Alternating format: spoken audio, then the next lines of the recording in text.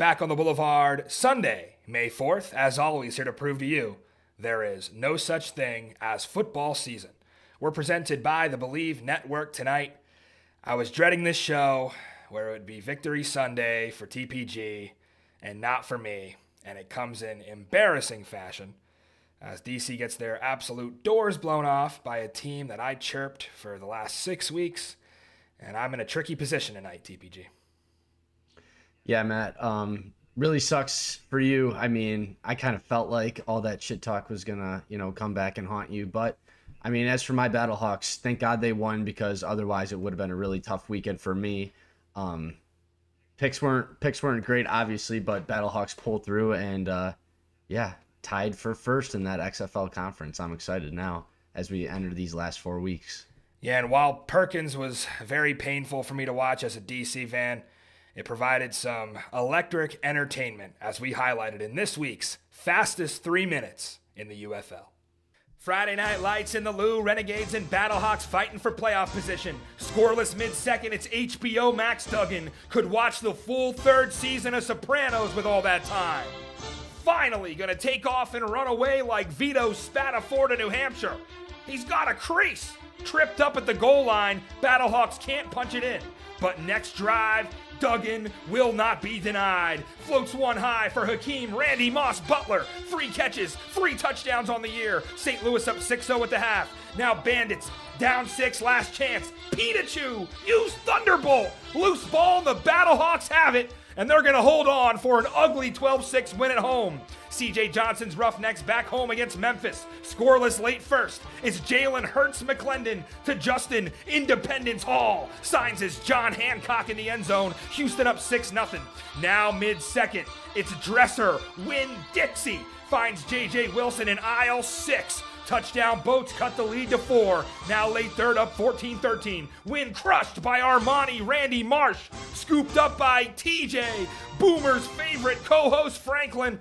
Thick 6 for the Roughnecks. And a party at the rig. Houston back in the playoff hunt. They're going to sweep Memphis with a 21-20 win. Michigan back home in Ford Field hosting DC. It's Bryce Almighty. Whoop! Whoop! And whoop! Are you kidding me? Touchdown to J. Cole Hicatini. Perkins says, I never did this before, no. Second half now up 17-6. Whoop! Somebody, anybody help me out here. Help! Whoop! The hell with the gorilla. It's Bryce against 100 men. First down run on third in the Motor City Mile. But Jordan Tamu had something to say about it. Letting it fly off play action to Chris. Rolling. Touchdown DC cuts the lead to 10. But Bryce Almighty said, I got one more in me. Whoop! Whoop! And another whoop! It's not fair. Stop the bleeding. Blake Williams says, I can't take it anymore. How is this guy not in the NFL? One of the best performances from a QB in spring football history. Michigan stomps DC. Golly, is that Dabo? Stallions hosting the Brahmas in a championship rematch. Final moments first half. Cookus finds Amari, Mr. Rogers. It's a beautiful day in the neighborhood. Ponies up 12-0 into the break. Now into the fourth. It's Case to Jace, who wins the race and spikes it in the Brahma's face. San Antonio drops to 1-5. Birmingham 26-3. Surprised I still have a voice for the show after that. What can you say about Bryce Perkins pulling his team into I guess you want to call it a first place tie, although Birmingham still has the head-to-head there. Houston did not get the break at 3-3 they needed. They needed either one of San Antonio or DC to win those crossover games, and they didn't get it. So they still find themselves a game back at 3-3. Memphis is 1-5, can pretty much consider them out at this point. And then you've got the XFL side. Things getting heated up here. You got DC and St. Louis, 1-2 with DC, the head-to-head tiebreaker. Arlington at 3-3, and the Brahmas to 1-5. They also had some Week 6 best bet results, TPG. A lot of discourse happening on X throughout the week on Arlington St. Louis spread. We gave it out at 3.5 on the show on Thursday. It then randomly climbed to 5.5 on Friday morning. I kind of pointed our listeners in that direction, and Sharps were not happy with me that I got that what they called a rogue number. So it didn't matter because everybody lost. TPG, your Battlehawks get the win. Not even 5.5 could cover for me. I mean, who are these guys? These guys just like came out of the woodwork. All these like spreadsheet losers telling us like we don't know shit. It's like, I don't know. I definitely took a victory lap after the game on on Friday night just because I was having fun with it. Got a little mouthy on X, but you know what? That's what we're here for. People can't fucking question us if we say we don't watch these games because we clearly do. And you said it. Bad weekend for best bets for you, but I do want to point out one of my best bets hit that I gave out. One of my horses, Sovereignty, 11-1. Really needed that because the UFL kicked my ass. That was a hell of a hit right there. We have to thank Mrs. TPG for that one, I think. Yeah, I kind of made a joke Friday night. I said, I think your BAC was higher than the total amount of points that was scored in this game. 19 total. Pretty sure that was our lowest total of the season. It was a slugfest. We'll get into that in a second. We did cash our first over, 36.5 with Memphis and Houston. That was a fun one to get the over with. Got a defensive touchdown there out of that to help that get over. And then we don't want to talk about DC plus 2.5, so we'll just move on. Right into our recap of Michigan 38, DC 14. There was a range of outcomes here, TPG, that I could have imagined or visualized going into this one. This was not one of them.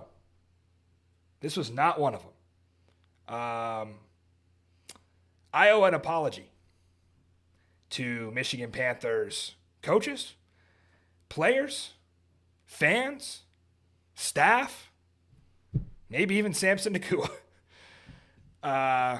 Although he didn't get to be a part of this one. I have been critical of Mike Nolan, and I think rightfully so. I think you could watch this game and still be okay with the criticism of Nolan because he left clearly the best player in this league on the bench at times throughout that 5-week period where clearly he belonged on the field, and that's all we were saying. So the criticism of Nolan can stay. I was also critical of them not being able to beat anybody.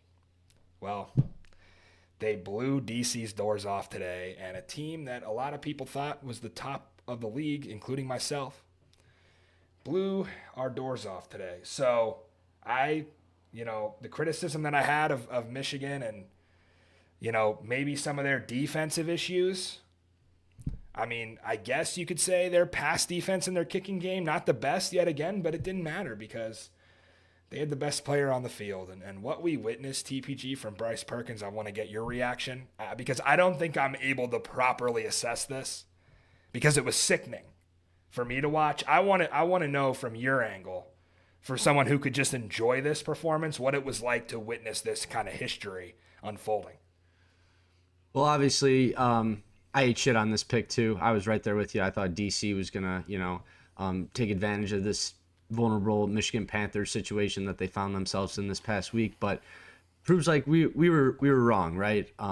And as someone who says that you need to listen to their past self, should have listened to my past self saying, back a couple weeks ago when Etling was out with the concussion, saying like, hey, Panthers will roll against the Showboats even when that spread was a little bit big. Same thing this week, right? And I mean, Bryce Perkins, absolutely unreal. I was listening to this game as I was driving back from DC, so I didn't really get to, see everything. But the plays I did see, him, spinning out of sacks, finding guys downfield, just absolutely being Superman out there. Really, really successful game manager, right? They got 200 rushing yards on the day. He throws for 180 yards and a touchdown.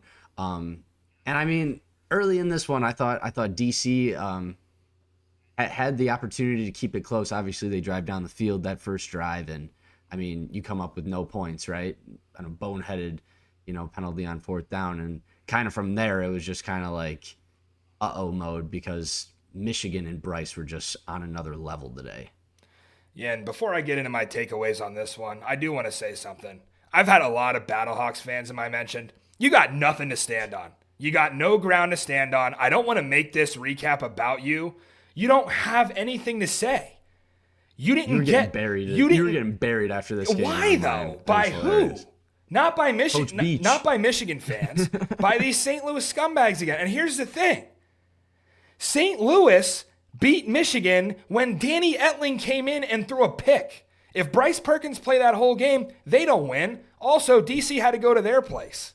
And yeah, they're becoming one of the better fan bases in the UFL. I don't care what anybody says. They had a good, really loud crowd there today. Battlehawks got the home field advantage against them. I promise you that DC's win over St. Louis has not left my memory, and it sure as hell shouldn't leave yours. It only happened a couple weeks ago, TPG. But, I mean, for any St. Louis fans who want to chirp me, congratulations on your 12-6 win that we're going to get into later. That was great television for everybody to see on a Friday night. What's wrong with you? Are we in your head, dude? Like, let's talk about your team. You got you're like deflecting. You're deflecting. Well, all these people coming at me left and right. It's like you got nothing to say. Okay, we'll see you week 10. We'll see you week 10. We'll see you week 10. I'm gonna get into my team's woes today. Please. First thing right off the bat, DC goes right down the field. Vibes are great. Offense is clicking. Jordan's playing well. Things are looking good. Get a 4th and 1. They're going to go for it. Tick, tick, tick, tick on the play clock. Jordan's not really rushing up to the line. It's like, what are we doing here? Delay game. Now it's 4th and 6. DC's inside the 10. We're going to bring McCrane out. Chip shot, field goal. Well, now Michigan jumps off sides. Okay? So you're going to get a 4th and 1 again. There was also a penalty in there because I think the offsides caused the field goal to be blocked. So after the block happened and Michigan recovered, I think Garrett Marino punched somebody in the face and he got a personal foul. But it didn't matter because as Pereira explained, and I'm not mad about this because it is the rule, since the punch happened after the Michigan block and recovery, if you were going to accept a personal foul, you would have had to take it with Michigan possession.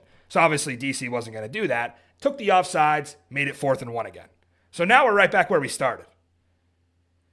Shannon Harris and Fred Keiss put out the same personnel, the same formation, and the same play that they sat in for 10, 15 seconds and showed Michigan before the penalty. Why would you not call anything else? And what did it result in? -4. Deion Jackson, as soon as he touched the ball, he got swallowed up. And now, worst case scenario, you don't even get to 3. Now you're scoreless. And I'm just thinking, how did they not come up with a different play or a different formation in the time during the review? Just right off the bat, I knew this was going to be ugly.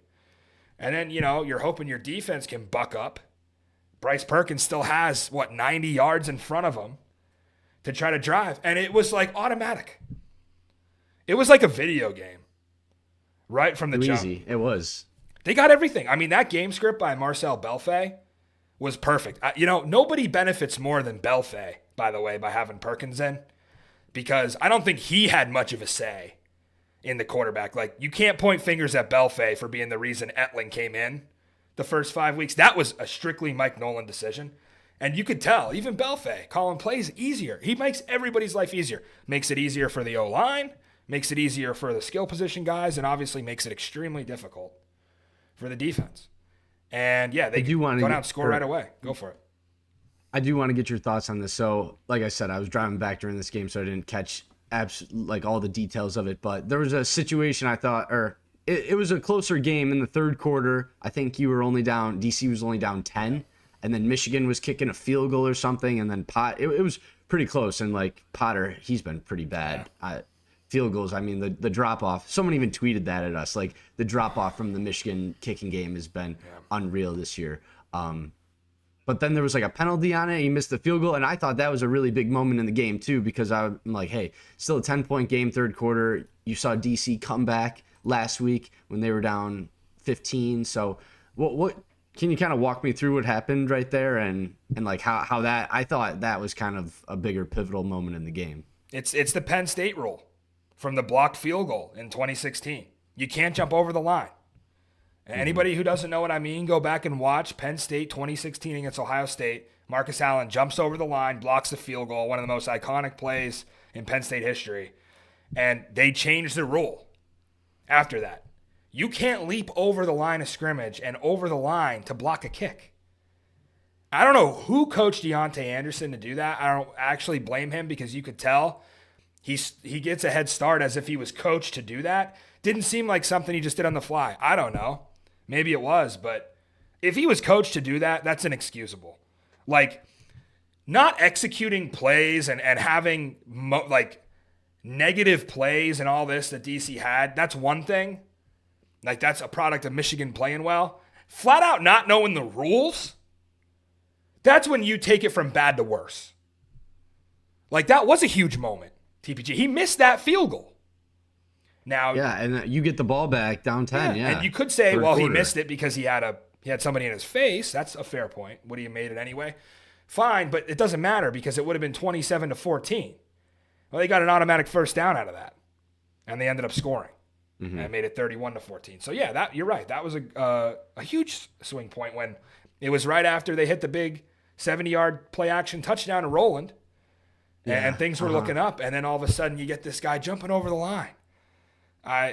That Bryce Perkins touchdown too after that was just like the absolute nail in the coffin. Yeah. Spins around a couple times. And then was it on the conversion after he did the no-look pass?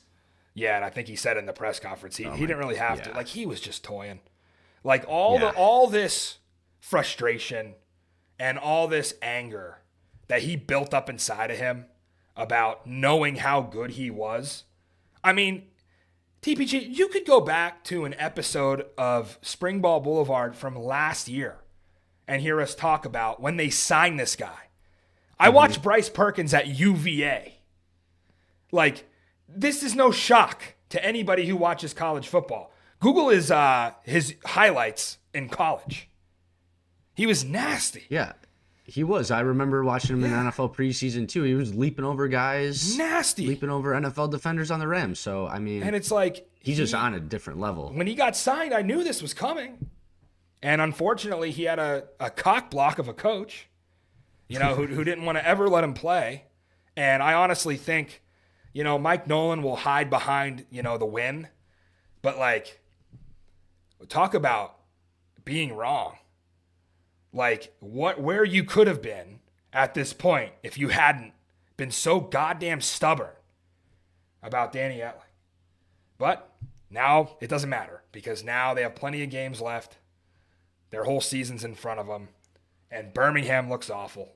I know they won today, but the situation internally is not good there with the quarterback room.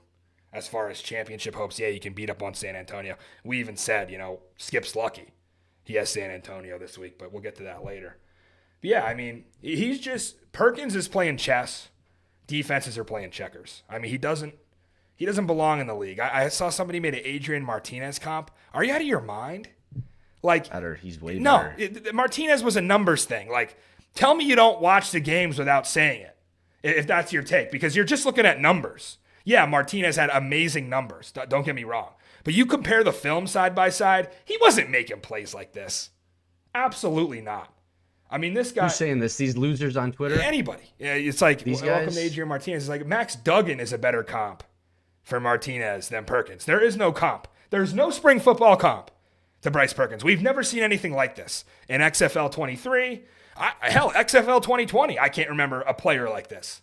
I mean, that was the hands down one of the best games I've ever seen in spring football. And people talk about the 80s. I wasn't here. I don't know. Maybe Steve Young or Jim Kelly or whoever the hell.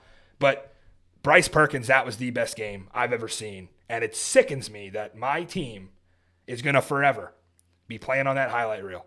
I hope he goes out and does even crazier shit against Arlington next week so that they can just stop showing the DC film. But I have a bad feeling they won't. And that's going to be the film forever on this guy. And well, on the bright side for you, I thought, Tamu had a great game.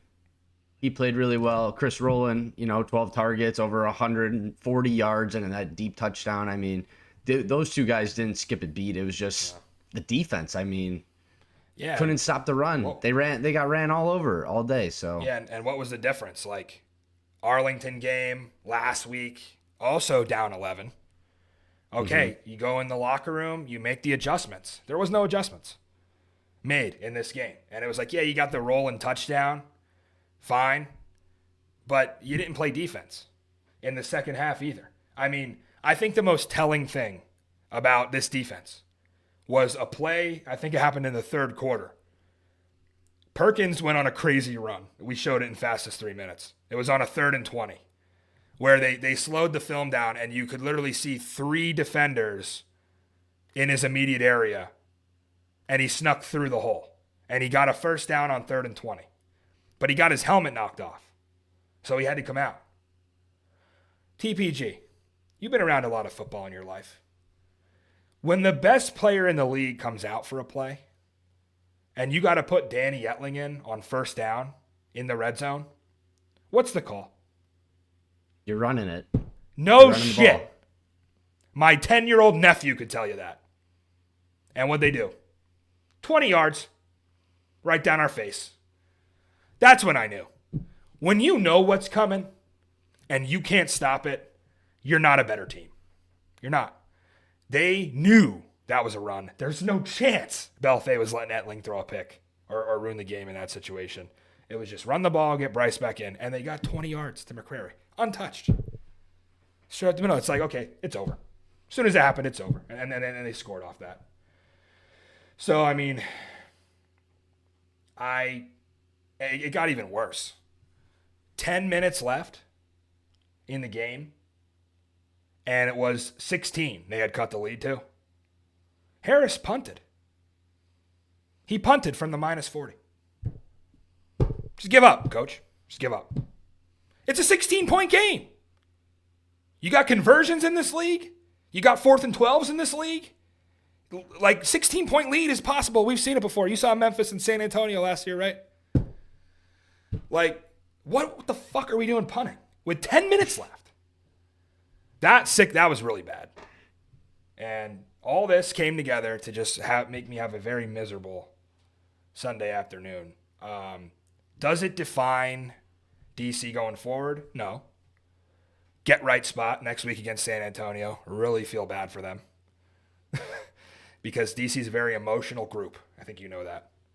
And they will not be happy about this. And Blake is not much different than Greg when it comes to belt to ass in practice. So people are going to be running. Let's just put it that way. And hopefully they get healthier. But yeah, Michigan is the favorite. I don't want to overreact and say they're going to win a title. But I picked them to at the beginning of the season. And they looked weird early, but I think they hit their stride, TPG. Yeah, I mean, I don't got much else to say about this game other than, you kind of seem a little broken, dude. The Panthers kind of broke you. They defeated you, so. Well, yeah. Think about it. Think about it. You're gonna get I talked this up all week.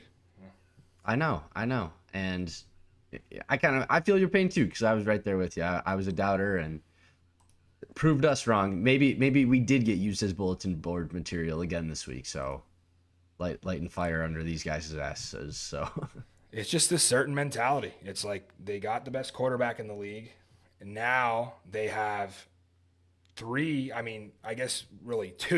power running backs with McCrary and Tawa. Sheridan didn't really play much, so they're I didn't think he played at all. So they're clearly going Tawa, McCrary, as long as those guys are healthy, and they're both the same style of runner. They just bulldoze you. And then that offensive line in the run game, they're very sound. They're the most complete team, yeah. I think, across the board. Offense, defense. I mean, their special teams, no, absolutely not. Yeah. But that's one of the holes I could poke in them. The only other hole is maybe the pass defense. Last 2 weeks against DC and St. Louis did not look very good. Pretty much lost them the St. Louis game, but didn't look very good today either. Like Jordan still had over 250 passing yards, and Chris Rowland went off. So not exactly a great day. I think that their pass defense is a little susceptible, but all this game showed me is that DC has an issue with discipline. They have an issue with penalties. They have an issue with coaching a lot of the time where Harris doesn't seem like he's ready for the moment. and they have no run game. And yeah, Deion Jackson is clearly the better back, and they finally found that out the last 2 games, putting him in and giving him more carries than Smith. But, I mean, 75 rushing yards is all you could do. This is like, you're not going to win games. Not going to win games like this. You can beat the bad teams in this league by doing that. You can't beat Michigan. You can't beat St. Louis again. You can't beat Arlington if you're just going to continue to throw it. And there were times where Jordan threw it up for grabs. Again, it's the Jordan Ta'amu experience. He could have 3 interceptions. They could drop him, or he could get lucky and he might not have one. But, yeah, 38-14. 38 was the most points scored in the UFL this season. That also might have been the biggest margin of defeat, now that I think of it, of the entire season. Maybe Arlington, San Antonio week 1, maybe? Yeah, it's 33-9, so that wasn't even, I don't think. Well, about the same there. So, I got nothing left on this. Congratulations to Michigan. Thought their crowd was phenomenal. Attendance keeps ticking up there, and it was kind of Jake Bates that carried him through last year. Everybody loved that story about, and then he goes to the Lions, and it's crazy to say that a kicker was the fan favorite there last year, but that was just the reality. Now you got a quarterback, and they need to take Bryce Perkins, and they need to parade him around Detroit, and they need to make a star out of this guy, because he's the real deal, and he will get eyeballs on this league. For the first time in a long time, I saw Barstool Sports tweeting about the UFL because of Bryce Perkins. So that's what we need as Michigan moves on at 4-2. Let's go into our next one. St. Louis 12, Arlington 6. You were there, so we're going to start with you. How was the atmosphere pregame? Obviously, big night for the city. Blues game 6. Massive win. Blew the roof off the place. Think they're playing right now. Did they win game 7? I know they were up 3-1 because I was watching it before. I mean, it might be over by now, but they were looking good. Oh, it's in OT actually right now, tied 3-3. There you go. So by the time this is out, people will know the result. Yeah. As the time we're recording this, it's still 3-3. So. Hope the Blues can pull it out. But it was a big night in St. Louis Friday night. Gruden was in town for the Blues game. Probably missed him by like 20 minutes at the bar I was at. But I mean, the vibes were great. Battlehawks fans out in full force, Blues fans, Cardinals fans, 3 games going on at once. And then getting into the Dome, obviously with that much competition, you're not going to have the best crowd. That Michigan crowd, for the Michigan game last week was unreal. So it was, not as full as it usually is, but in some big moments, I mean, that place got loud. Everyone was up on their feet. Everyone was screaming their head off. The fans brought the energy like they always do. But also pregame, got to meet up with some fellow listeners of the Boulevard, Nick Hand and Cody Strickland. Nick Stradamus. Great to see Nick Stradamus. I mean, I got to film a little Battlehawk trivia with him that we're gonna put out this week. That was super cool. And then I got to meet up with Cody around halftime, and Nick was wearing like a Hakeem Butler jersey. Cody had a Mike Rose jersey. So some really cool shit out of those guys, and it was really nice to meet some listeners of the show, and show them showing me their support was awesome. So that was super cool, super fun. But getting into the game, obviously. Not the most exciting game of the year. I mean, the people I was with were kind of like, dude, this game sucks. And I was kind of living and dying with every play. But yeah, it wasn't that entertaining. You get the 1 touchdown from Max to Hakeem Butler before half. And, that was pretty much it. But Battlehawks going to halftime up 9-0. Felt really good about the situation we were in, because even though the offense was a little stale, the defense was absolutely balling out. And there was a point in the game where I thought they could have really put it away, put their foot on the Renegades' neck. It was right after Luis Perez threw that pick to CPJ at the start of the third. And all I'm thinking is, you march down, you score a touchdown right here, like, this game's going to be over early. But that wasn't the case, though. I mean, I wanted to see Max take a step progression in his passing game, and he clearly did not. And Arlington, they also have a great defense, so they didn't make it easy for our run game either. Looking at we Battlehawks were 3 for 13 on third down. We're just absolutely horrible. The Renegades weren't much better. They were 5 for 13. And yeah, only 93 total passing yards. Battlehawks barely rushed for over, 100 yards and only 170 yards of total offense, which is crazy that you could win a game by, not having that much yards. But I mean, it kind of boiled down to the penalties. Arlington, 11 penalties. St. Louis only had 5. So, you win that penalties battle. That's obviously big. And the defense, taking the ball away. Luis threw, I believe, maybe it was only that one pick, but they forced 3 fumbles too. So that was absolutely big, especially the one at the end, and they knee it out. So, but yeah, I mean, the Dome was great. The one thing that did suck though is leaving, because all 3 games, the baseball game, the football game, and the hockey game, all got out at the same time. So it was a nightmare trying to get a ride out of there, trying to get home. But yeah, amazing night in the city. Yeah, I think the only people who really enjoyed this game outside of St. Louis fans were underbetters and maybe like Big Ten football fans who like some Iowa Northwestern. It was a Big Ten football game. It definitely felt like was. It. And on TV, this was a snooze fest as well, so you didn't miss anything there. Kurt Menefee continues to be awful. Geez. I mean, him compared to Joe Tess last week at the Battledome, losing his mind. I made a tweet that Kurt Menefee is like, watching a Joe Test game, you get off the roller coaster and you immediately go watch a PowerPoint presentation. That's Kurt Menefee. I mean, there is no call of the Hakeem Butler touchdown because it's just Kurt. Really? It was just that? Oh my God. Caught. He's worried about the flag. It's like, don't worry about the flag. Just call it. Yeah. Call it. It doesn't matter. People don't care if you have to take it back. Just awful. But I don't know if he's grandfathered in, but that's not important. PETA, who was listed with an illness on the injury report, was sick early in the week. I think missed a practice or 2. Mm-hmm. He was a little fired up to get his old teammate. I always talk about these guys, and obviously PETA had a couple shots at Perez last year too. But there's something about pass rushers that don't get to hit their quarterbacks because they played on the same team.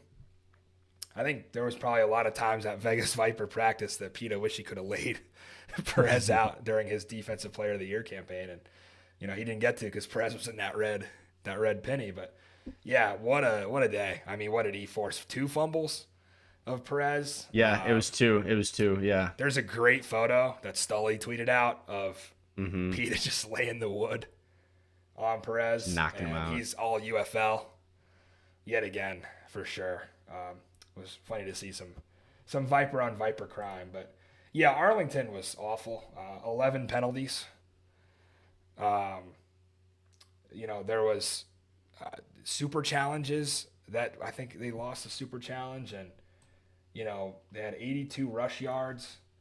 I just thought this was it almost seemed like Perez was hurt at times, and maybe they needed to go to Ehlers, but then I think somebody asked Stoops. I think Larson asked Stoops after the game if he considered going to Ehlers, and he just completely dismissed that. Larson was there? I don't know. He was probably in the press conference on Zoom. In the over Zoom. Yeah. I was gonna say, damn. I think there was a tweet about he asked him about if Ehlers was coming in, and Bob was just like, absolutely not. But yeah, Perez played awful. That was his worst game of the season by far. One of the worst games I've ever seen him play, and a lot of that's on his offensive line. But yeah, this is a game I came out of, and my first takeaway was I'm supposed to believe that either of these teams could beat DC in the playoffs. Like, I'm riding high. I'm thinking this is a shit show. And then look at my team on Sunday. Not much better. So big L for the XFL, the conference this week. You had St. Louis and Arlington, an ugly game. And I don't want to take that away from the Battlehawks. A win's a win, right? And even Anthony Becht even said, that was an ugly win. I don't know if he caught his post-game interview on the field, but he's as an ugly win, he said. But, a win's a win. And hats off to that defense, man. I chirped the pass defense. I said they weren't what we thought they were. They're back in form. CPJ gets a pick. 3rd straight game, by the way, for Perez with a pick. He's been on fire. Well, Or no, yeah, Perez. CPJ has one earlier. He has not been. But yeah. Perez has not been on fire. But yeah, I know I was kind of down on Max earlier, but he did, he was a factor with his legs, 49 rushing yards on the ground. And Matt, our boy, Blake Jackson, who had him, who we just had on the show, he had a big day too, 3 catches, 31 yards. That was probably by far his biggest output of the season so far. So I know I was hopping on his over 9.5 receiving yards. That was an easy cash. And also another cool stat line. I love this. Hakeem Butler, 3 catches for 3 touchdowns this season. Yeah. The dude is just absolutely unstoppable. Unfortunately, that touchdown was on our boy Jaden Price. Can't win them all as a DB. That it happens every now and then, but not an easy matchup when you're going up against one of the best receivers in the game. And here's the thing.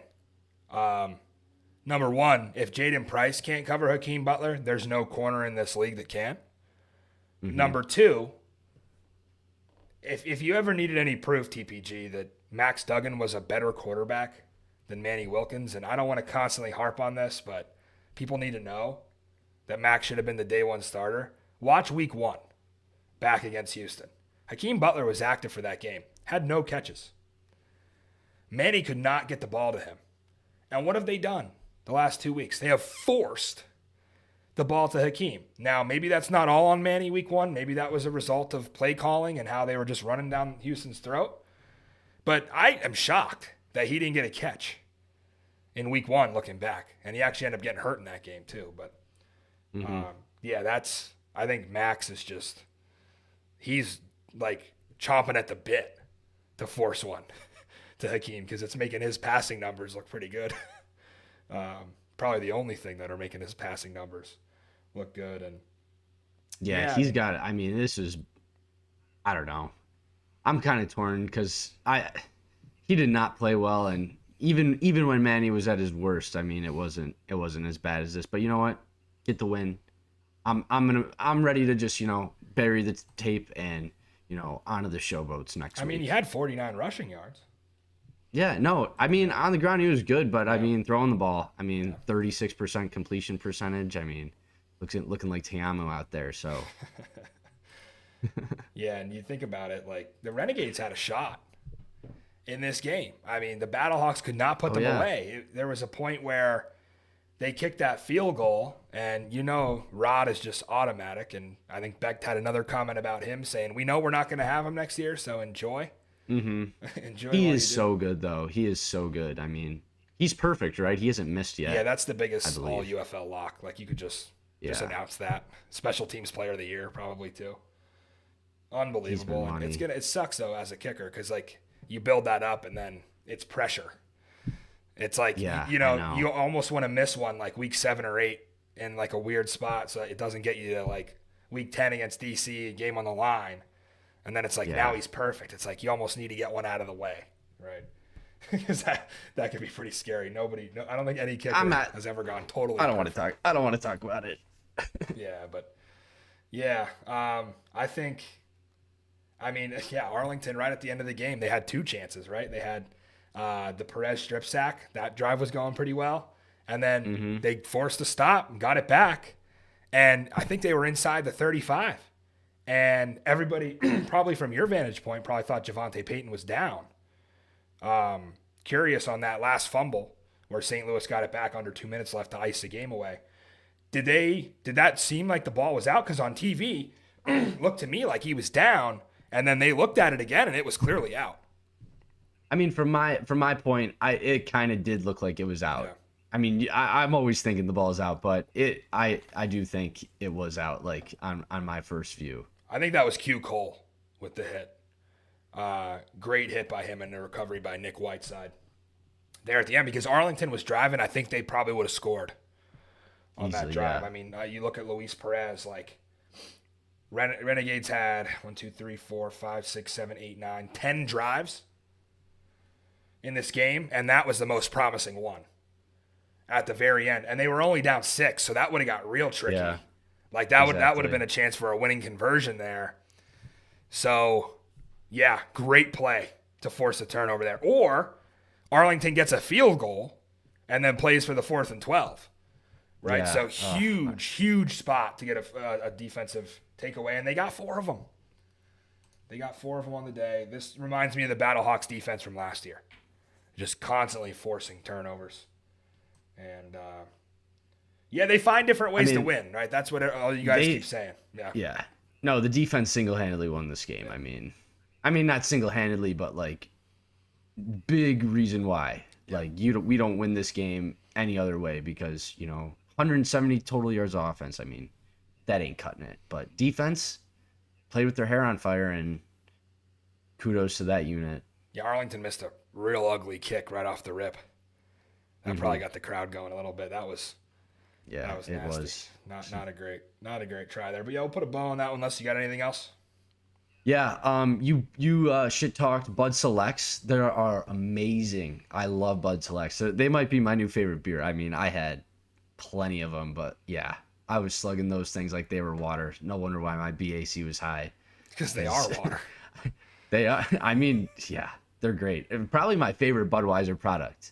Are you serious? It might have to be. So, love Bud Selects. Can't wait. Yeah, when we're in there for down there for the championship, Matt, we're getting a whole case of Bud Selects and we're taking it down. I will eat this hat before I drink a Bud Select. Come on, dude. You can't knock it till you try it.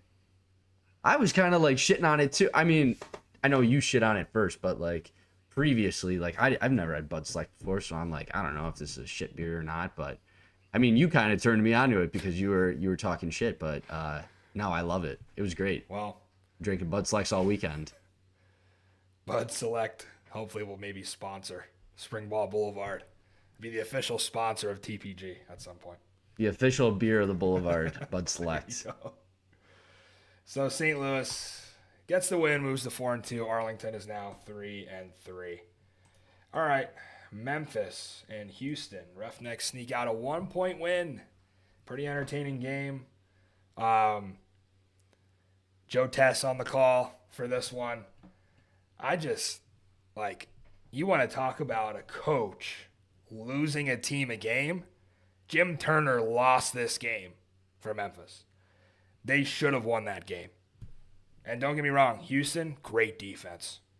And we raved about it Thursday. You talked about how this was a smash spot for Houston.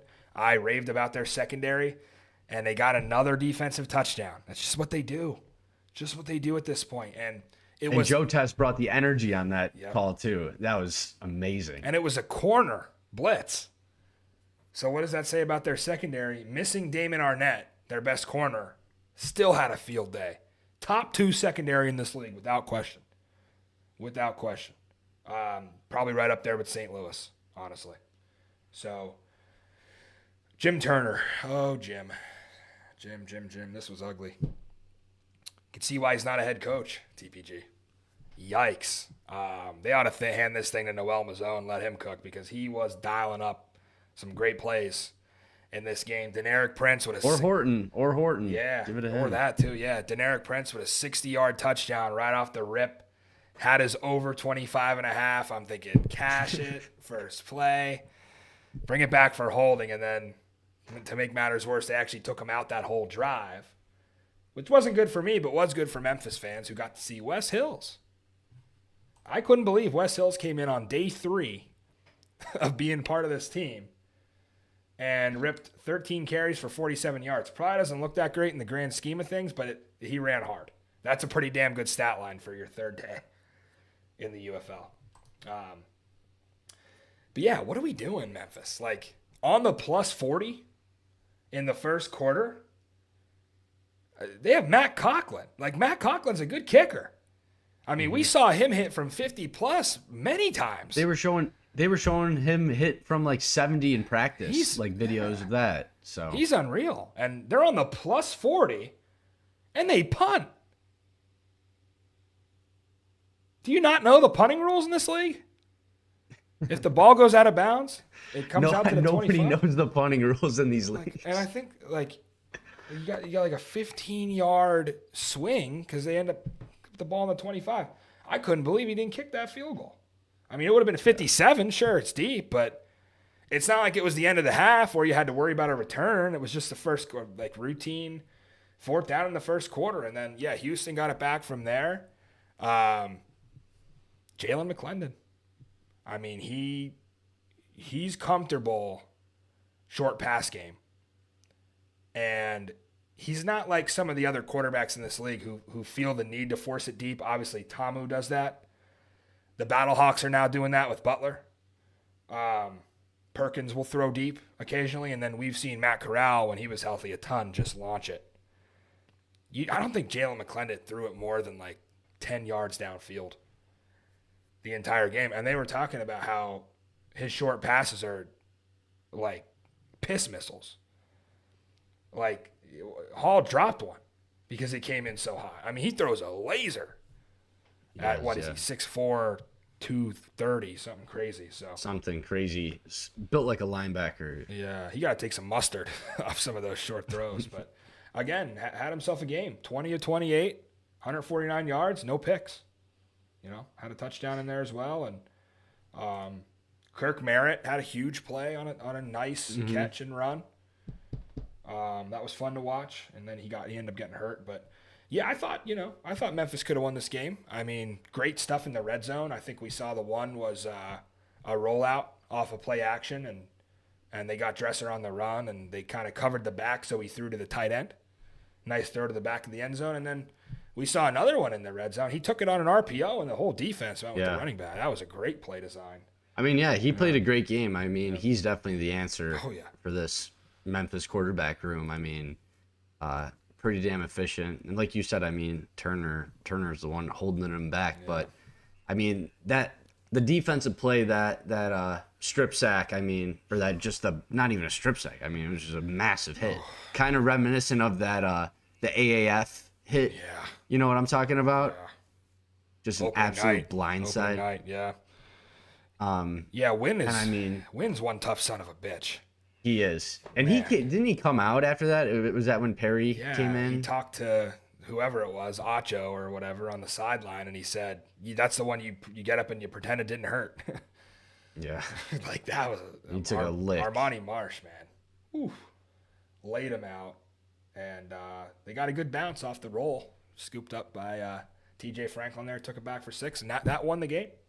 That was the game-winning play for Houston. So, yeah, I mean, you know, we talk about Turner, like, you can point to several moments in this game that were just baffling from a coaching standpoint.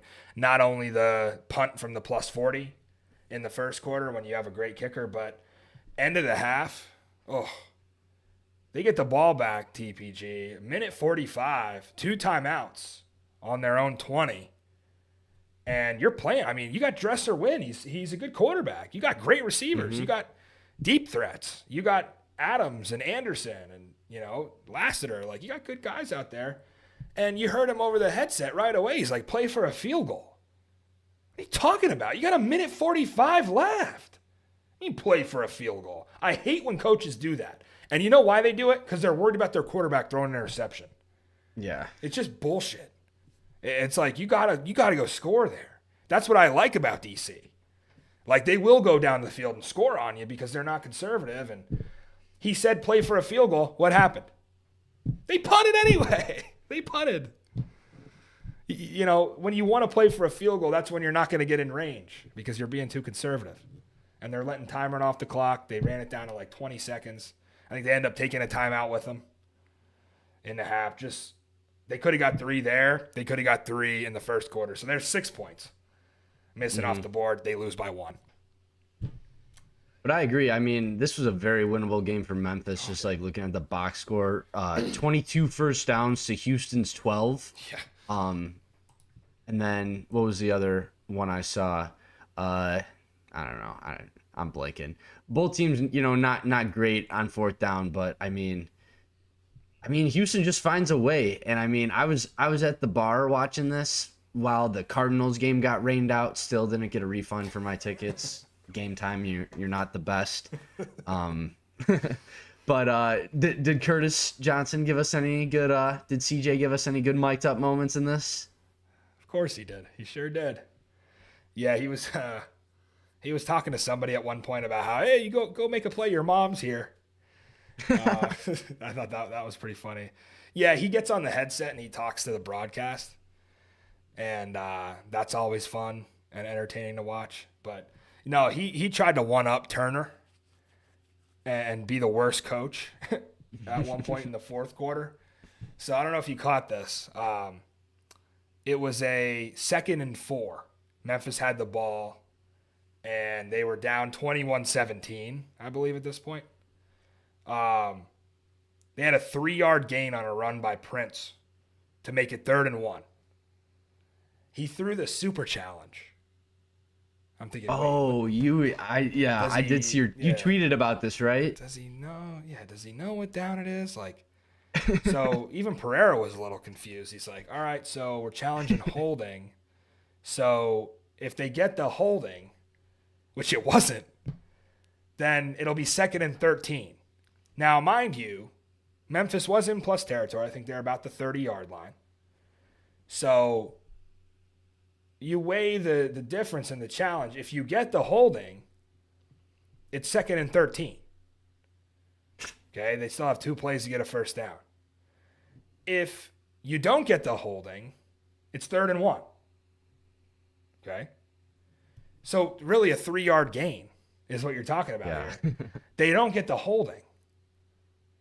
So now it's 3rd and 1. Memphis runs it up the middle and gets the first down. Now their defense did buckle down on the next series of downs, and they forced a field goal, I believe. I think that's how it was. Yeah, it was 21-17 at that point. I think Memphis got a field goal at the end, and then they never got the ball back because Houston played it really well on offense. But after the game, CJ had a quote.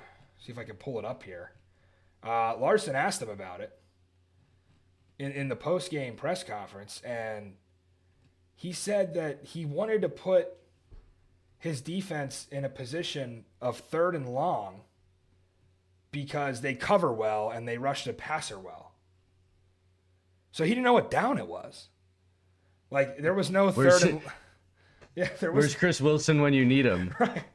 Like, there was no third and long. It was 2nd and 13. So I get it. There's like 10 minutes left in the game at that point, so you don't want to take it home with you, especially because we have to remind ourselves, I don't think you can challenge inside of 2, right? Yeah, they review it. Right. So, yeah, hypothetically, you have or 8 it's minutes inside of 5, right? I thought they said today it was inside of 2. I don't know. They fucking switch the rules every week. Yeah. I mean, but no, I was blown away. I've never seen a challenge on a 3-yard game. Like, whoa. Save that sucker. He's like, I don't want to take it home with me. It's like, please, just don't ever do that again. Like, he was trying to one up Jim Turner. But no, you mentioned Chris Wilson, man. Wow, 10 takeaways now from this defense, and a chunk of those, I think 3 or 4 went for touchdowns. A couple pick sixes early in the year. They get the big strip sack, and very strong on 3rd down as well. And CJ's right. They do rush the passer well. They cover really well. And, you know, if they can get Damon Arnett back, they could beat Arlington. Unless who do they play next week? They play, They play have Birmingham. That's right. Birmingham. That's going to be a great game. Which is interesting because we're going to get to Birmingham, but disaster in the quarterback room there. Where Houston, they know their offense. They know McClendon's now comfortable in it. They know they have Z White and Merritt, pretty good backs. And they have Chisholm and Hall at receiver. And the O-line is still a question, but Jalen gets it out fast enough. Like Eric Price, who I shit on a lot, he does a good job of like making sure McClendon gets the ball out because he knows his O-line is doo-doo. But they get it out fast enough. And I think McClendon's like tough. Like he's a tough runner. Oh yeah, he is. He has to I remember like when he was on Vegas, they played at the Battledome and he absolutely ran over one of the Battlehawks linebackers. Right. Like it was angry run. Like, so yeah, that guy in space is a guy you don't want to meet, but yeah. And it was good to see, Justin Hall finally get in the end zone. I feel like it's been a while. Yeah. Like one of the best receivers in this league. Found himself on a nice little slant play. They try to get him the ball, and I hate that little swing pass they run to him because it gets blown up every time. Like they just know it's coming on film, and he takes a lick every time they run that. They run him into the flat, and they try to get him in space, and like a corner blows it up every time, and he always has to go back and turn around for the ball. and the corner just lays him out. You're like, dude, this guy's not that big. Like, you don't get him hurt because he's a huge part of your offense. I think he got another. I know he had 12 targets last week. He got another 7 targets this week. Like, he's pretty much going to get the most targets in the UFL, without question. I mean, that's the kind of receiver he is. So. Yeah, him and Roland. Right. Getting all the targets. But hey, we might have to get a roughneck on the show this week. Don't hold your breath. We might have to pop our Houston cherry. Yeah, don't hold your breath. But we'll save that discussion for another day. But yeah, I mean, this was just another example of the gambling gods absolutely despised me this weekend. Took a big loss on Arlington plus 3.5, and then was sitting there. I mean, maybe we'll rebound on this on Saturday. Was, enjoying my Saturday afternoon, and Deneric Prince, first play, 60-yard touchdown. Guess what he got since then? After that, they call back for holding. Guess what his stat line was the rest of the day? It was bad. It was like not even 10 yards. 7 carries for 5 yards, bro. Jesus. And you watch enough football where you gamble on it. That's the one you get called back. You'll never ever catch the over again like that. It was. That was your chance. I mean, we'll touch on this the next game, but I had a very similar bad beat to that in the next game, and I think you could probably guess what I'm talking about. So head coaching blunders left and right in this game. CJ Johnson just keeps finding a way. They win 3 of their last 4. They didn't cover.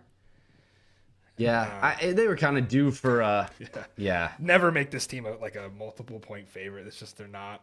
No, I know, and dude, I drink the Kool-Aid with them, and they're 6-point dogs against Birmingham. I think that's a good number, but Houston might be a live dog in week 7. Yeah, I'm pretty down on Birmingham right now, and I'm not necessarily up on Houston. I think it's impressive that they swept Memphis.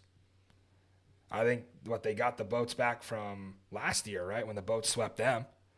Yeah. So that, kind of shitty rivalry going on there. But for what it's worth, hey, what the hell, right? Jim Matos, got to get Houston back next year. So that we'll cap that one off. 21-20, Houston with a win and some, a chance at the playoffs now. I can't believe I'm saying it, but. Both these wins by Houston, though, 1 point ekers. Eke it out by 1. I mean, and they talk about this 18, hair on your ass.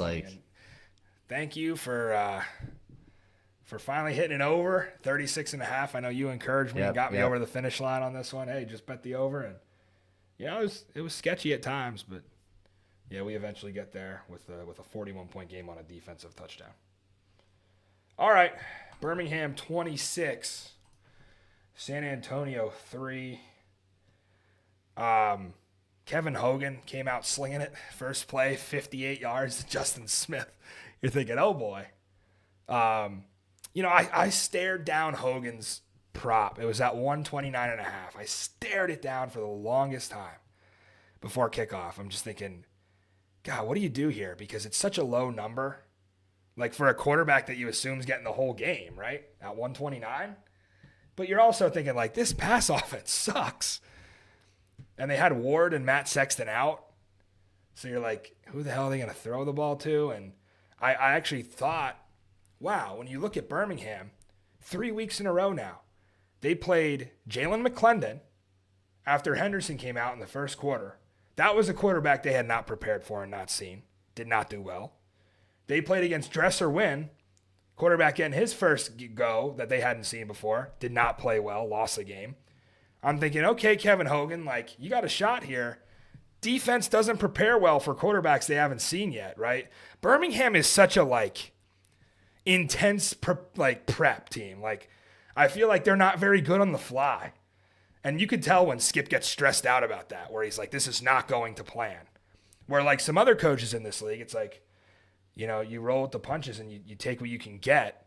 He is intense preparation, and it's tough. You got Kevin Hogan, he didn't play a snap this year. So what do you expect from him? Well, 60 yards on the first play, I guess. And then they found a way to only they didn't even score on that drive. No, that was when I texted you because I just got home and I was like, I need to take a shower. Yeah. And that was they were in field goal range and then I come back. Oh, they missed a and field it's still goal. 0-0. And I'm like, what happened? Did they? Yeah. I mean, they need Destroy him back. I mean, this other guy is shaky. I miss him. It's like he was, I do too. he was must-see TV. He's good for the league. Yeah, people like to watch that kind of stuff. And, I do want to apologize to D because I was critical of him during the Michigan game when he had that kick to tie it and put it in overtime back in week 2 or 3, where he was like kind of in the cameras, like, yo, like before the kick, like, I got this and stuff. I'm like, why isn't he warming up? He explained that in his video. He said he was hurting so bad that he couldn't swing his leg one more time unless it was going to be to win that game.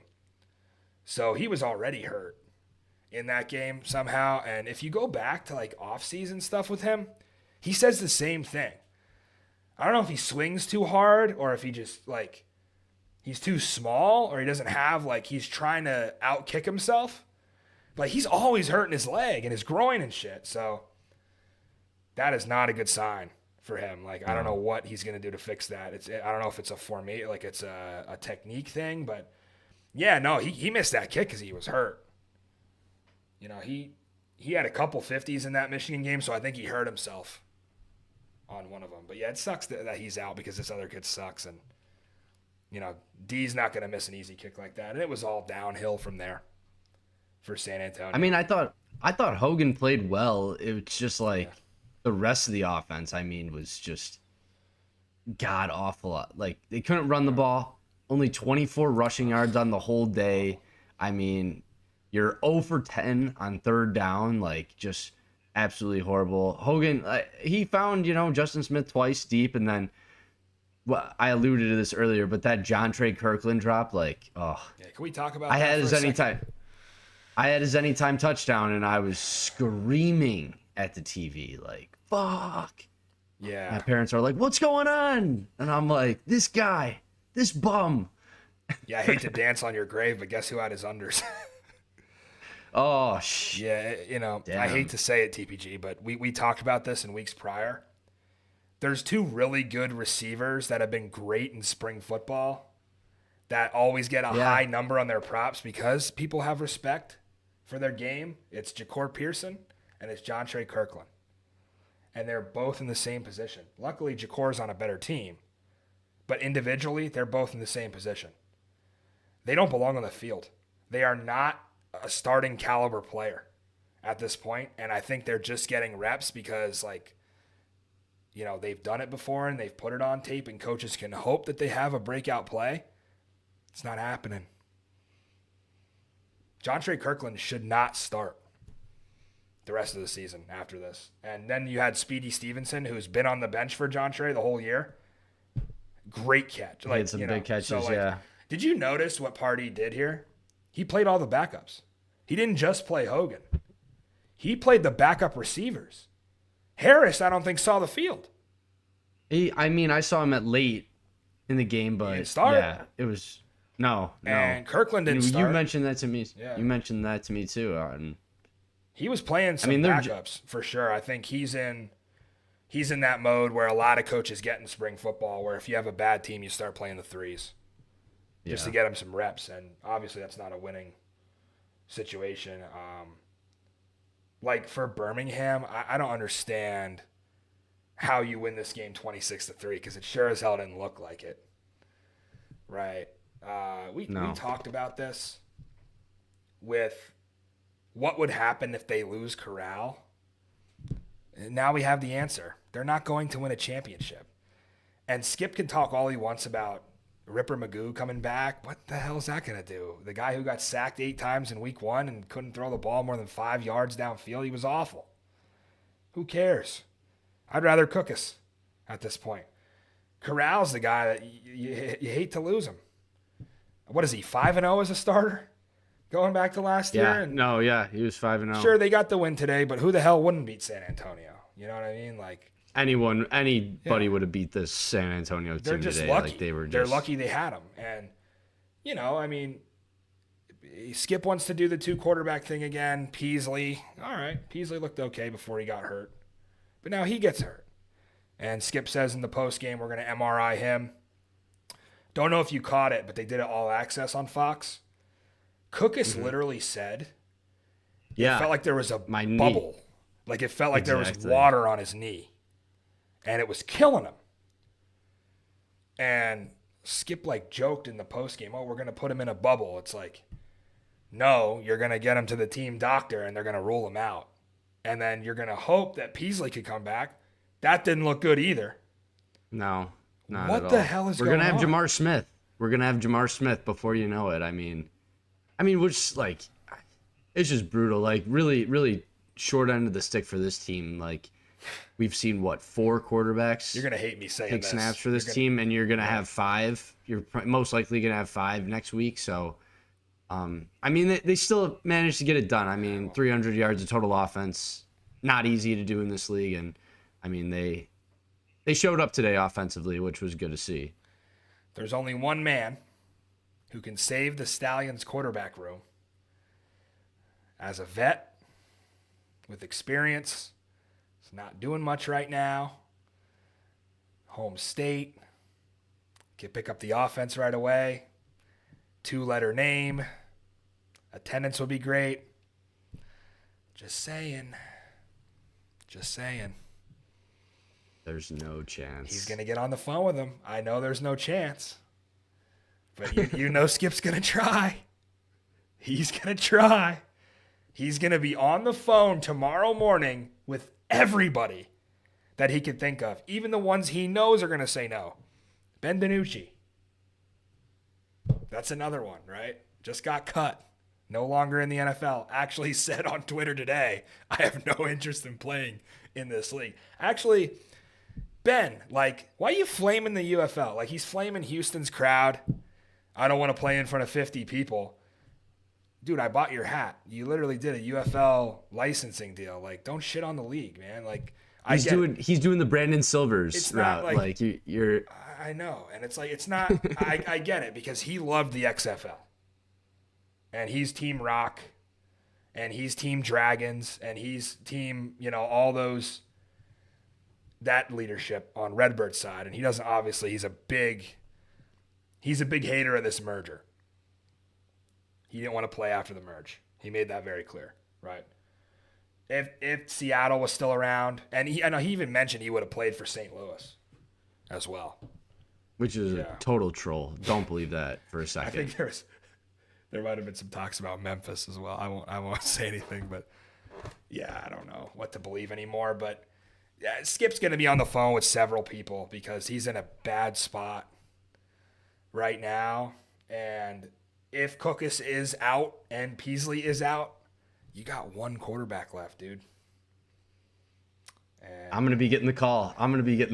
It's Jamar Smith. T- they might be one injury TPG. away from the 6'6", 280-pound Jordan Thomas in the shotgun, just running straight downhill. Like, what are they going to do? They better sign somebody. Quentin Dormady? Oh, there we go. Yeah, maybe. Quentin Dormady stealing the playbook. Here we go. I will say, though, it was cool to see Jace finally get in the end zone today.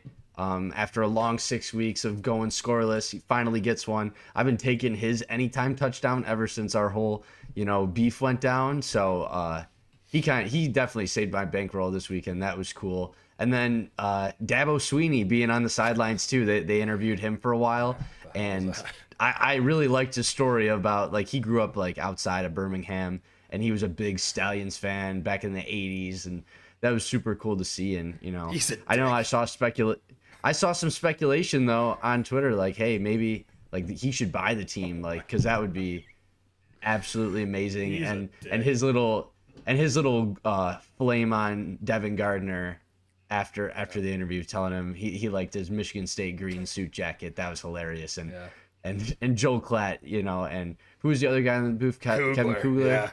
Yeah, they definitely ran with that joke the rest of the broadcast too. But yeah, I mean, if Dabo buys the Stallions, he's gonna model that program in God's name, image, and likeness. But yeah, what was this at the end of the game? We were talking about Skip and his beard. Did you catch this? Yeah. So Skip makes a bet that if they score 30, he'll shave. As somebody who was very heavy on Cookus unders, and some of those were getting close. I had 17.5 completions. He finished with 16. I think 24.5 attempts. He finished with 23. 182 or 3 yards. Finished with 166. 3 minutes left. You're up 23 throwing the ball. Because he wants to shave his face. But there's no way, right? I'm thinking as they get inside of 2 here that he's going to keep throwing this ball, right? Like, show a little bit of class. And they didn't. They ran it. Thank God. I would have been on a freaking first class flight to Birmingham. I was pissed that they were throwing that. But yeah, I mean, he ultimately did the right thing. Like, yeah, don't run it up just because you have a little bet with your team. Like, run that thing out. He tried, but yeah, and I noticed he could be like, I think Skip could be misunderstood at times, like, but he has to watch his mouth. Like, he walked up to Party after the game and he was like, I know you just got to the league. No, he didn't. Yeah, he's been in here for 3 years. Like, I get your sentiment. Maybe just saying, like, as a head coach. Yeah, like, I understand. Say, basically what you want to say is, I know you're a young guy, like Skip's old Gramps, like, Party's like my age. It's like, but he just said, oh, I know you just got to the league. It's like, this is the shit that's going to get you in trouble. You're talking about Shannon Harris being a doorman. Now you're talking about a coach that's been in the league for 3 years, just getting here. And Party was great about it. Like, he at this point, I think he missed didn't he miss the coaching clinic thing at Tampa for this? Like, I don't know. Was that this week or last week? It's already happening, I think. Yeah. This was that stretch that they're in where they have, and you know what? They got to go play DC Friday. Like, they have that last game, tough. First game. And I might just, like, as the show continues here, I might just bet DC minus 6.5 because you got the bounce back spot for the defenders, plus the Brahmas are pitiful. I guess you keep rolling with Hogan at this point, but obviously nobody really cares about San Antonio anymore. I think the talk here should be about Birmingham, and I want to ask you before we move on, and this will kind of transition into our power poll as well. Is there a path to 4 straight for Skip Holtz right now? Because I mean, outside of a miracle, I don't see how they could stack up with Michigan. Maybe, I mean, Perkins is like injury prone. Maybe if he got hurt and they got some luck and he said Corral could be back for the playoffs. No, he's not. No. He's not coming back. He's done. Matt Corral is not coming in for a championship game with broken ribs. He's done. I don't see it. No. I don't see it happening this year. We've said this before, but we could tell that this team misses Zach Potter, and they lost a big chunk of themselves when he jumped ship to Sac State. So, they're still one of the better teams in this conference. But you do have 2 of the other, like, poorly coached teams in the conference too. So you have that going for you. But if Michigan can replicate this level of play each week, they're going to boat race. They'd boat race the Stallions just like they did the Defenders today. It won't even be close. Birmingham does, that run defense is still great. But the offense, I still think has a lot left to be desired. And I would love to see Jamar Smith, though. Like, I watched this guy 2022 with the Stallions, took him all the way to the championship. He had a great season. Obviously, his second year, I don't know, ACL or something. Then Magoo went off. And he really didn't have a chance ever since then. I understand, you bring in higher, like, bigger name guys like Adrian Martinez, multiple year starter at Nebraska, Matt Corral, all SEC quarterback, a top draft pick. So, yeah, I could see how he kind of fell to the bottom, but I'm kind of excited to see, like, hey, can he provide a spark with this team? Because, he was really good back in the USFL. I'll give you a storyline. Why did they trade for Danny Etling? Wouldn't that would heat things up a little bit, wouldn't it? Oh boy, but no, I think the last thing I have to say about Birmingham, it's fair to write them off, but there's still that little bit of hope because they are a winning franchise that they'll pull together and find a way. They do things really well that you need to win, and that they have an amazing run defense, like probably number 1 or 2 in the league. I think it's probably the best. And they're great in the red zone. Their defense does not allow you to score. So, like, that's the one thing Michigan's become really good at is punching it in. They were 4 for 4 in the red zone against DC today. You know, against Birmingham, do we remember what Michigan did? 4 carries straight up the middle at the 1. McCrary got stuffed. Like Penn State versus Ohio State. Right, you're a dick. I remember. All right, I'm moving on. Hey, but their offense, I mean, is pretty good in the red zone too. I mean, they were 2 for 2 today, and I mean, they always seem to be able to dial something up. Yeah, I don't know what to make of this quarterback situation. We're gonna have to keep our eyes peeled on that one. Right now, Cookus has a knee, Peasley's hurt with a leg, and Jamar's the only quarterback that they have at 100% right now with Magoo and Corral on IR. So, wouldn't be interesting. I think another big thing is like if they get Schneider back this week on the O-line, I think that could change a lot too, because I mean you're missing your man in the middle. So I think he has to come back because if he misses again, that would have been a full 5 games. They might as well just put him on IR. So yeah, because he got hurt in the Arlington game, right? And that was what, week 3? Yeah, I think this was his 4th game or 3rd game he missed. So they got to get him back soon. So yeah, maybe he's back next week, and that'd be huge for this offensive line. Yeah, because they can't run it. Marable, 14 carries for 26. Like, he hasn't done jack shit. CJ Marable's been awful, and that's probably not his fault. They just can't run it behind that offensive line. No, yeah. Yeah, they're one-dimensional on offense right now at the pass, and that would have been okay if you had Matt Corral, but it's not okay with these quarterbacks. Let's move on.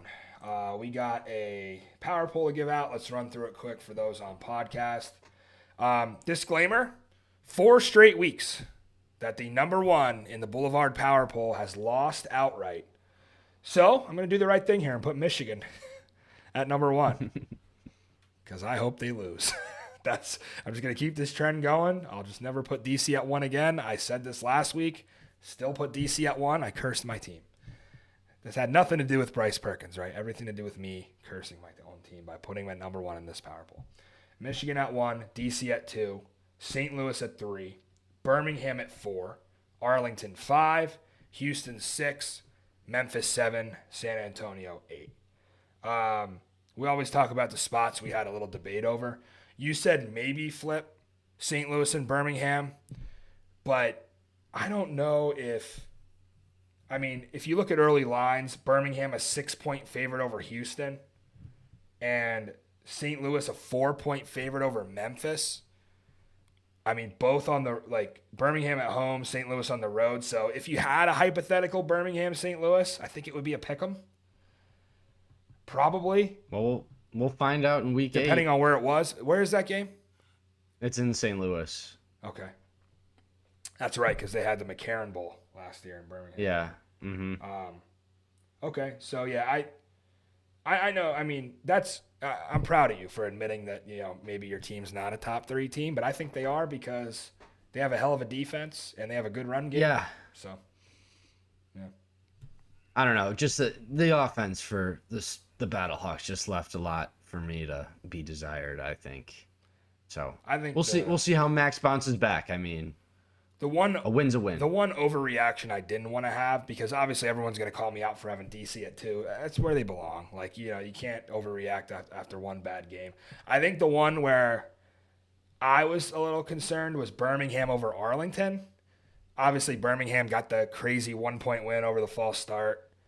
I think Arlington would probably beat Birmingham head-to-head right now, but, I mean, the Renegades, they left absolutely nothing for you to be inspired about going down here the second half of the season. They stunk. They just can't get out of their own way. They stunk Friday night. 11 penalties. Perez was a shell of himself. I don't know how you put them top 4 in the league right now. And sure, DC stunk as well, but they had some life. Yeah, they had fight. Arlington had no chance in that game. They were just out from the beginning and they missed that field goal. So it sucks because I'd like to put Houston a little higher too. Yeah, I know. But who do you really think they're going to beat Arlington? I mean, they won't. Probably they not. won't play them again, I guess. But no, they won't. They won't play Arlington. I mean, I guess the big telltale sign is going to be that Houston Birmingham game next week. Yeah, I think I'm going to pick Houston. I think I am. Houston, I think I'm early lean too, but yeah. I mean, might hold off and wait because that line might just go up and move in our favor. Then maybe it closes at like 7.5. But I mean, if they could muck it up and keep it close just like they did the first time around, I mean, that'll be a real telltale sign of where these teams lie. I do want to shout out our boy Walt quick. Walt, I promise I'm reading your emails. It's been busy here on the Boulevard. TPG and I do read them, and we do take your opinion. One of his opinions was great. He called the Jalen McClendon thing from the beginning. He said from day one, McClendon should be the starter, and that's paying off for them. I think Walt's a Houston fan. I'm not 100% sure, but he talked about CJ's Gamblers beating the Stallions in the USFL. Did that happen? Yeah, that did happen. Okay, well, there you go. There's your bulletin board material coming in this one, because last year the Roughnecks certainly weren't competitive in either game. So we'll see if CJ can get one on Skip. I'm sure, he probably feels like little brother at this point to the whole organization. But, he beat him before, so maybe they could do the same things and beat him again. I think I'd lean Houston there, especially plus the 6. I don't know how you lay 6 with Birmingham with that quarterback situation. So, we got DC. You got it. Go ahead, go for it. You got any other early leans you think? Yeah, I'm looking here. So, you're thinking of DC minus 6.5 against San Antonio. I think, obviously, they'll play better second time around than they lost the first meeting. Mm-hmm. Terrible spot for San Antonio. You're already banged up. Now you got to turn around, playing game 4 of the weekend, playing game 1. And you got travel because you're not, you're going to Arlington and then back on the bus to San Antonio, which is a little bit, I think, a 2.5 hour bus ride on Friday or Thursday. So, yeah, I don't love that. I think DC will be fired up and pissed off about that loss, and they'll get back to form. I definitely lean that way. I really don't want to make it seem like DC is an auto bet every week for me. They're not. It's just I didn't bet them against the Showboats in my defense. I did not bet them against the Showboats. Yes, I bet them every other week because they were playing great as a dog. And I don't love them as a favorite, but San Antonio's a doormat right now. They're going 1-9. They're not winning another game, so might as well lay the points. Michigan and Arlington's a pick'em.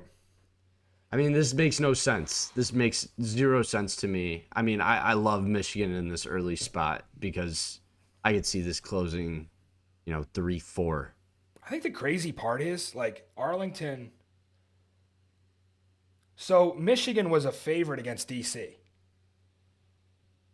So how aren't they a favorite against Arlington? Some of these, you ask some of these questions. I think they build in a ton, and they bake into these lines a ton of what you talk about all the time, which is the bounce back and the letdown. You were right with Memphis. You talked to Dresser Win about a letdown spot. Well, they had one. Yeah. Maybe the books are starting to catch on to the TPG logic here of, you maybe can't win 2 in a row. You just can't win 2 in a row in this league. I mean, St. Louis, a 4-point favorite against Memphis. That's pretty low. I would have made it 6.5. Yeah. Sure. I mean, that's going to close at probably 6, I would guess. So I would hop on Battlehawks early too. I do feel like that's kind of a snoozer spot though for St. Louis. Yeah, generally not a great team on the road, right? No, not a good team on the road at all. I mean, very different team on the road versus playing at home. But I mean, you kind of just had your snoozer of a game this past week, so hopefully you could, turn the tide this week. Yeah, that's that 3:00 Sunday spot. Probably gonna be humid as hell down in Memphis. So that's the Mother's Day special. That's probably an under. That's gonna be ugly. We'll see what the totals are at later, but. Yeah, so that's the early lines. I would lean. My early leans would be Houston plus 6, DC minus 6.5. I don't think I'm going to touch Michigan Arlington. I don't want to overreact there, but St. Louis Memphis maybe the under when I see the total. All right, 39. Any final takeaways, TPG, from a weekend where, by the way, all the home teams won, all the favorites won.